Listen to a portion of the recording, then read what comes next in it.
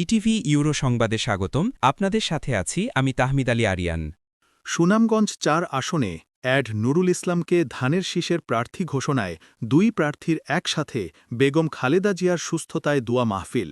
সুনামগঞ্জ প্রতিনিধি কুলেন্দো শেখর দাসের তথ্যচিত্রে বিস্তারিত দেখুন প্রতিবেদনে।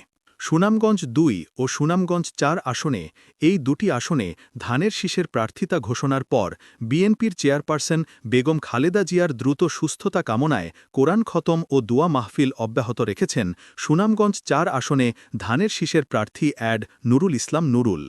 আজ বৃহস্পতিবার রাত ৮টায় সুনামগঞ্জ ৪ সদর ও বিশ্বম্ভরপুর আসনে ধানের শীষের প্রার্থী হিসেবে জেলা বিএনপির সাবেক সাধারণ সম্পাদক অ্যাড নুরুল ইসলাম নুরুলের নাম ঘোষণার খবর শুনে শহরের পুরাতন বাস স্টেশনে বিএনপির কার্যালয়ে হাজারো নেতাকর্মীর উপস্থিতিতে দোয়া মাহফিলে প্রধান অতিথি হিসেবে যোগদান করেন জেলা বিএনপির আহ্বায়ক ও সুনামগঞ্জ ৫ ছাতক ও দুয়ারাবাজার আসনে ধানের শীষের প্রার্থী কলিমুদ্দিন মিলন। এ সময় বিশেষ অতিথি হিসেবে উপস্থিত ছিলেন সুনামগঞ্জ ৪ আসনের ধানের শীষের প্রার্থী অ্যাড নুরুল ইসলাম নুরুল।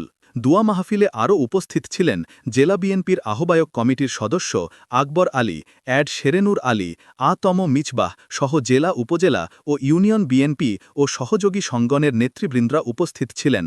সুনামগঞ্জ ৪ আসনের প্রার্থী অ্যাড নুরুল ইসলাম নুরুল ও সুনামগঞ্জ ৫ আসনে ধানের শীষের প্রার্থী কলিমুদ্দিন মিলন বলেছেন, সুনামগঞ্জ বিএনপি একটি বৃহত্তম রাজনৈতিক দল হিসেবে সুনামগঞ্জ জেলার ৫টি আসনে একাধিক প্রার্থীর প্রতিযোগিতা করাটা স্বাভাবিক, কিন্তু দল যখন এই ৫টি আসনে ধানের শীষের প্রার্থিতা ঘোষণা করা হয়েছে, তাই প্রতিযোগী যারা প্রার্থী ছিলেন আমার শহীদ জিয়ার আদর্শের রাজনৈতিক কর্মী হিসেবে এখন দলে বিভাজন বাদ দিয়ে আমরা সবাই একে অপরের পরিপূরক হয়ে কাঁধে কাঁধ মিলিয়ে জেলার ৫টি আসন বিএনপির ভারপ্রাপ্ত চেয়ারম্যান তারেক রহমানকে উপহার দিতে আসনু, সবাই ঐক্যবদ্ধভাবে আগামী দিনগুলোতে কাজ করার আহ্বান জানান।